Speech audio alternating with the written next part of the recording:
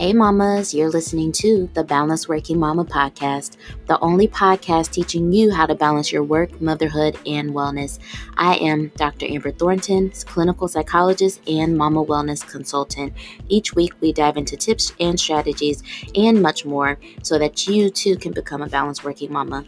Let's dive in.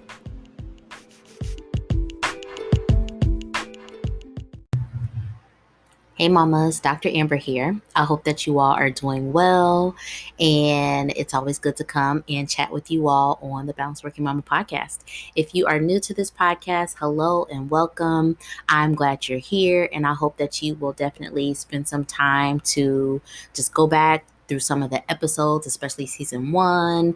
Honestly, all of these episodes are really good because they all are designed to help you find more balance and wellness in your motherhood journey. So today, you all, I'm going to be completely honest. I don't have anything planned. So this is me literally just talking, and I want to explain why. I recently just had an amazing, crazy, unexpected weekend. And if you all follow me on Instagram, you probably know about this. At the time I'm recording this, we just wrapped up my son's birthday weekend. He just turned 3. And so for those of you who follow me on Instagram, this was a week ago. He just turned 3. And to my surprise, my family actually drove from Ohio to come visit during this weekend. And because of that, my weekend was completely like a whirlwind of like, I don't know, it was all the things, like fun, exciting, busy, hectic, everything, because I was not expecting my family to visit. So not only were we celebrating my son's 3rd birthday, we were also spending very special quality time with my family. And so I want to back up to give you all some context for why this is so important for me.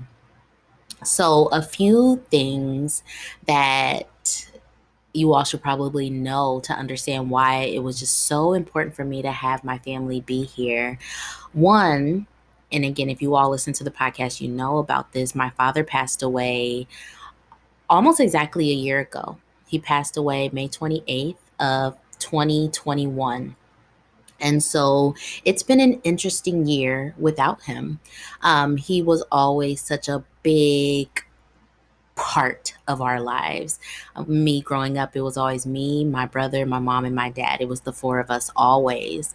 And so for him to no longer be here is something that we have definitely been adjusting to. And it's been an adjustment for sure. So this was the very first time that we have been able to get together and just be together outside of his funeral, which is really special. But it also, I think, was great timing because it is right around the time that we are thinking about his passing. It's been a whole year without him, and the year feels like it went so fast. It's crazy how time goes when you lose a loved one. It feels like it was literally just yesterday when I got the call about him passing away. So for us to be together and to be together for a very happy, special occasion, like celebrating my son's 3rd birthday, was so awesome, y'all. It was so, so, so awesome. So I think another reason why this was so important to me definitely involves some more of my upbringing. And this is actually is pretty personal, but I think something that you all will be able to relate to in some way, in some manner. I want to tell you about my family a little bit. So I grew up in Ohio, Dayton, Ohio, to be specific. And if anybody's from Ohio, you probably have heard of Dayton, Ohio. It's right slightly north of Cincinnati. It's like a little bit west of Columbus. It's like right in the middle of that. One of the smaller cities, but definitely, a city nonetheless in Ohio. And that's where I grew up. I lived in Dayton, Ohio until I was 18. And then from there, I went to the Ohio State University, which was really just an hour away, moving on over to Columbus. And so, growing up, family was such an important part of my life because it was always me, my brother, my mom, and my dad. But moving away to college was really big because I was the first person in my family to go to college. Um, my mom and my dad did not go to college. They did not have that experience. And so, me being a first generation college student definitely set the tone in terms of me being one in my family that often carries a heavier load, if that makes sense. And again, for some of you who are maybe first generation college students or first generation something in your family, you know that when you are one of the first to do something in your family, there is a lot of responsibility, but then also higher expectation. And sometimes what that means is that because people view you as being able to handle so many things and view you in this way, often there's not a lot of space for you to receive support, receive the things you need because you are constantly doing the things to kind of hold up the family or hold up this persona of, she's the one that does the things first, right? That was my life for a long time, you all. I don't think it helped that I was also the older sister.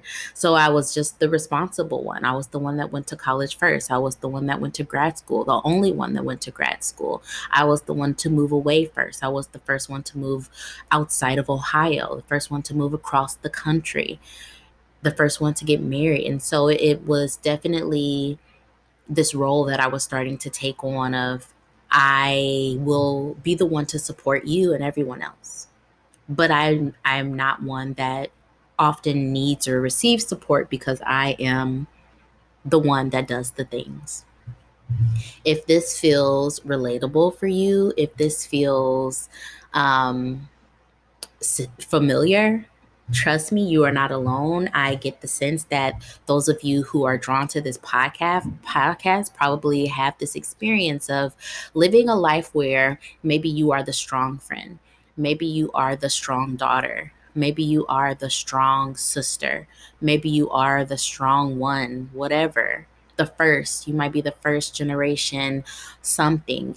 There's something in you that has made it so that you often are doing for other people and not necessarily receiving in the same way. This was something that I had fallen into, and it honestly didn't bother me. I didn't even notice it. I was just the one. If something's going on, I get reached out to. If someone is needing something, I'm there to help. When I started to move outside of Ohio, and since I moved outside of Ohio, I've lived in like 5 different states. I've lived in Tennessee, I've lived in California, lived in Maryland, now in DC. I was always the one visiting my family. And, I think it also made sense because all of my family's in Ohio, including my extended family. Everyone is there. A lot of my good friends are still in Ohio. And so I was often the one that was doing the visiting. Holidays, time to drive back. I take that 5 hour drive, take that 6 hour drive, take that plane, the ride, the flight, whatever it is, I'm the one traveling. But I noticed that once I became a mom, that role just did not fit for me anymore, you all. Like, motherhood, as it does, really changed things for me in that I realized I actually needed a lot more support than what I had been receiving. I was so comfortable in this role of being the one that was like, I'll travel to wherever you all need me to be. I'll come put everything on hold to do this thing. Yes, I can make the time to help this person with this thing. But then when I became a mom, I had children, one, then I had another one. I could not be that person anymore. And so there's something called systems theory. This is very nerdy, but I'm going to This is what it just made me think of as a psychologist. When we study families or when we study systems or organizations, what we know is that when one part of the system changes, it's like a ripple effect. And the other parts of the system are impacted, but oftentimes it takes a while for those other parts to adjust to this new way of being or doing that the original change initiated, right? So once I became a mom, I quickly realized, oh my gosh, I can't travel back and forth to see my family like I used to. I can't. We tried a few times, but traveling with infants, traveling with toddlers, y'all, that is a lot. And I know some of you actually enjoy that, but for me and my family, it's really hard. I think that's the case for many millennials right now. Our lives are so full, our lives are so complicated, and planning to travel to visit family multiple times a year is just not something that I could fit into my life in the same way, which was really concerning because I wasn't sure how this was going to work. I'm always the one traveling to see my family. And so, what happens if I decide that I am unable to fulfill this part of the bargain? I'm unable to be the one to travel. Will anyone come visit me? I know this might sound I don't know how it sounds. I don't even want to put words in anybody's. I don't know how it sounds, but I really had a fear that if and when I decided that I could not travel in the same way, that it meant that no one was going to come to visit. And it's because I think that everyone was so used to me being the one to do it. Um, so that was my worry for a really long time. And remember what I talked about with systems theory, for a really long time, there weren't a lot of visits. Granted, there was also a pandemic, which really made things challenging for us. And also during that pandemic, I did lose my father. And so traveling and visiting family, seeing family started to become a very sensitive spot for me because I knew I did not have the capacity, but I also just was not sure that my family had the capacity either. I'm not the only one grieving, they are too. I'm not the only one with a very busy life. They have a very busy life too. And so I just wasn't sure what this meant for us in terms of how we would see each other. And I started to realize now, I recall hearing stories of people not seeing their families for years at a time. And I never understood that. I never understood it. I was thinking, like, how do you go so long? Someone just didn't go. And I started to understand how and why that happened because I truly saw that happening for us, where it would be 4 or 5 years and we just weren't able to see one another because of how challenging it could be.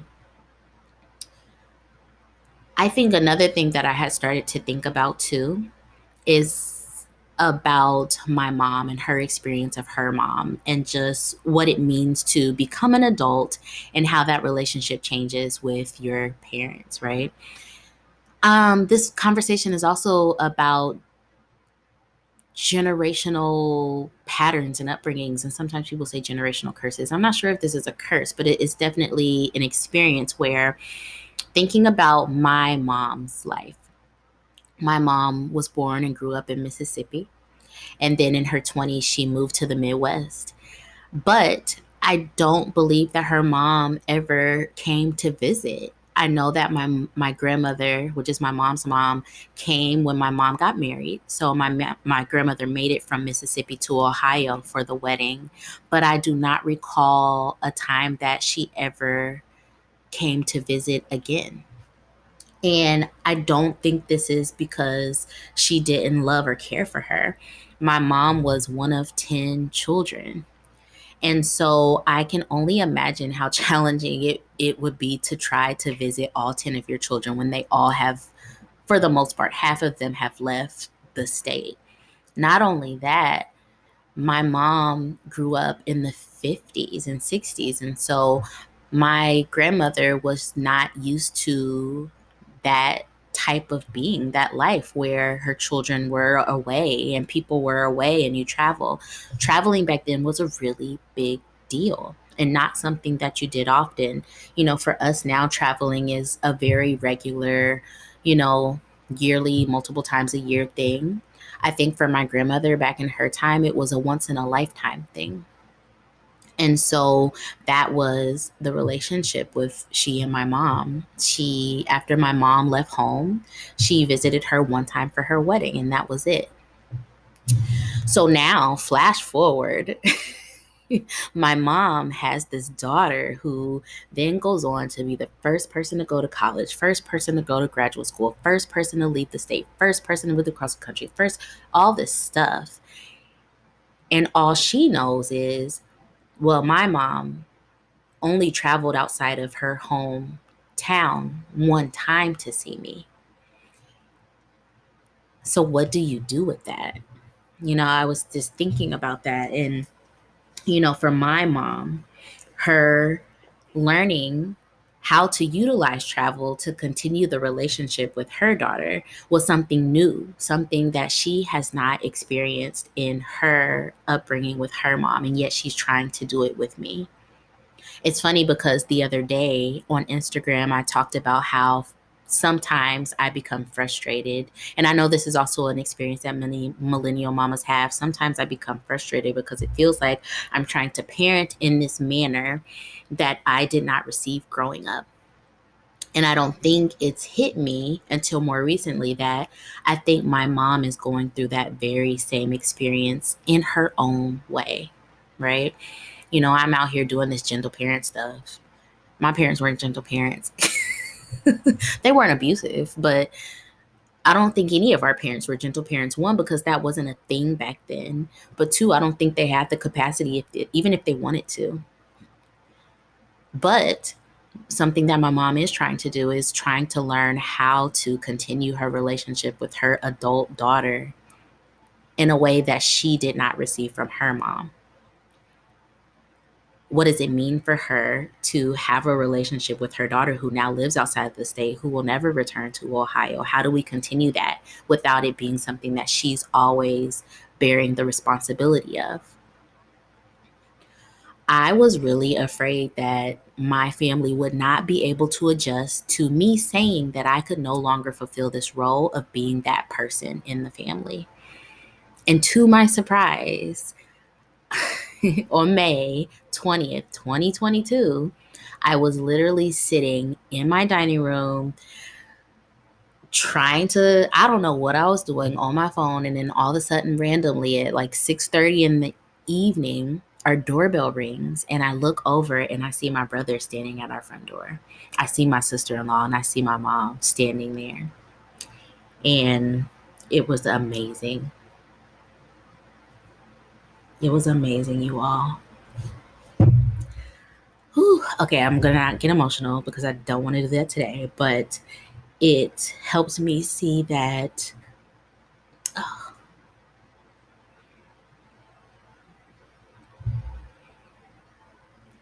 my family is capable of change. And it is also okay for me to change. It's okay for me to express my needs. It's okay for me to be honest about what I want. And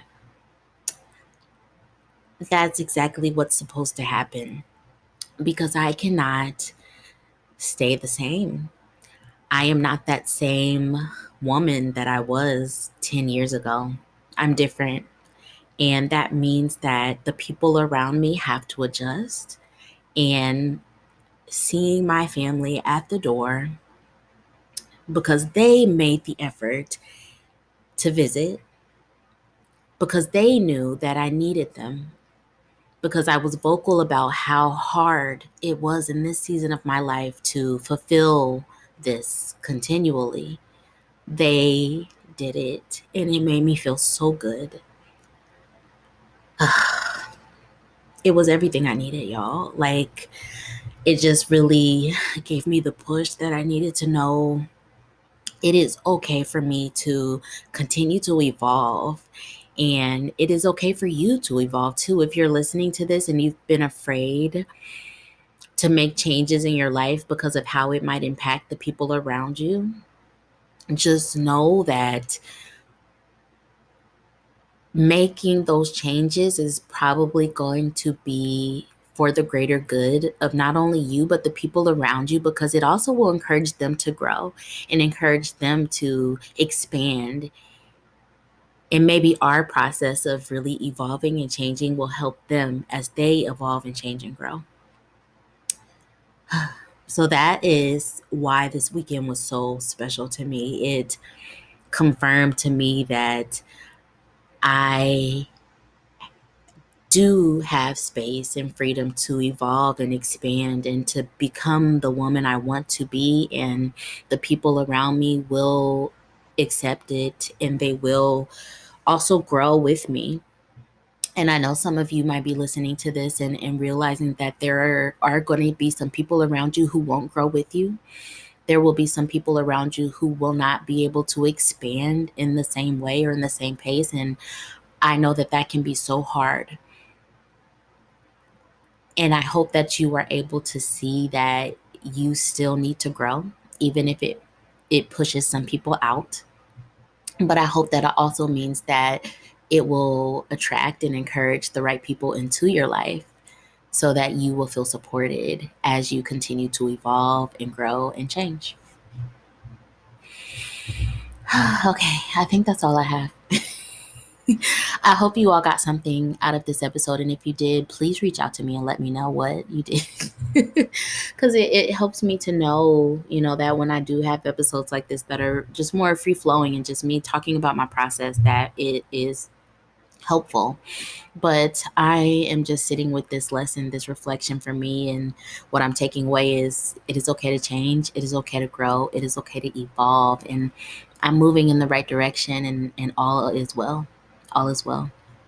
All right, y'all. Thank you so much for listening to this episode. I love and appreciate you all so much. I am going to go clean up, straighten up, try to get ready for this work week. Because y'all know how it is when you kick it all weekend. Sometimes the week starts off a little rocky. So I'm about to try to get stuff together so my week doesn't start off so rocky. But all in all, I'm feeling so good and I'm so blessed and so grateful. All right, I will talk to you all soon.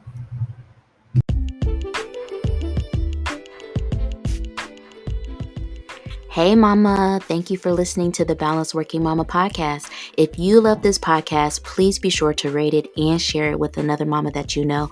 And don't forget to follow me and Balanced Working Mama on Instagram. I'll talk to you soon.